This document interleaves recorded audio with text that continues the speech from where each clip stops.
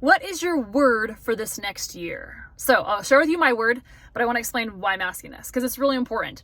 I want you to reach your goals. I want you to feel and move and look how you want to. And we all have different goals. And I don't think most of us are where we want to be in all three of those categories. And so for this year, I want, when you're coming up with your, whether you call them resolutions or goals or whatever, I want to make sure you're setting yourself up to reach those things. And this is why I have a year where I have one word and it's kind of like my theme. So as you guys know, I'm very process driven, not results. I used to be results. I used to just say my goal is I want to lose 20 pounds. Well, then I realized that's not a goal. That's a result. That's an outcome. I have to be more specific. I have to be very process driven. So this year was fun because I actually did it with some friends. I was at a retreat with my friends, Henry and Taryn, and there was like 20 of us. We all sat down, at this portion of this workshop and we just did goal planning. So I have to do things a month at a time. So I'm like, where do I want to be in 1 month? And looking from financially, my business, spiritually, emotionally, with my family, all these things. And then I write down where I want to be in a month or 6 months or maybe a year, whatever works for you. And then I worked backwards with my action plan of how am I going to achieve that? What do I need to change? What is my action plan against the resistance that's going to come, the reasons I'm not going to want to do that. I have to have a plan to overcome what's going to keep me from wanting, to not reach that goal. And I look at that week by week at this point.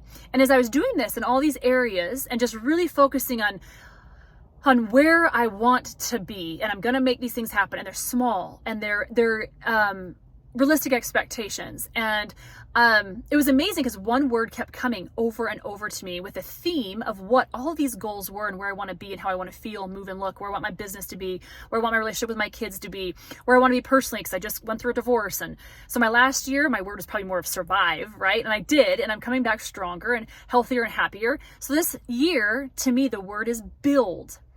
This next year, I am going to build in every sense of the way. I'm building my self-worth again. I'm building my body. I want to do many more things with my lower body. I'm building my business. I've got so many ideas and things I want to redo and add to my business because this last year was a little bit of a wash for me because I just survived. I didn't get to do as many creative things as I wanted. And so I'm excited. And so that word I plaster everywhere. I have the word build all over the place. In fact, at this retreat, it was cool because we made little bracelets. So I have the word build. I don't know if you can see that on my bracelet. I wear it almost every single day. I have this word everywhere. So when I don't feel motivated, when I feel like a failure, when I feel like I'm not going to get this done, and this is in any area, parenting, relationships, business, personal health and fitness, I remind myself of why I'm doing this. And it's small little baby steps, because to build takes a long time to build something, but I'm in it for the long haul and I have help from everyone around me. So choose your word or your theme, and that's your focus for this whole year. And then come up with your action plan. And we talk all about this in my program. I've got forms and sheets. I help you guys figure out your habits. And then if you want to narrow it down to different action items each week. So you guys can do that at home also. And it helps set you up for success. So you get closer and closer to where you want to be in all areas. I obviously just focus a lot more on here with health and fitness.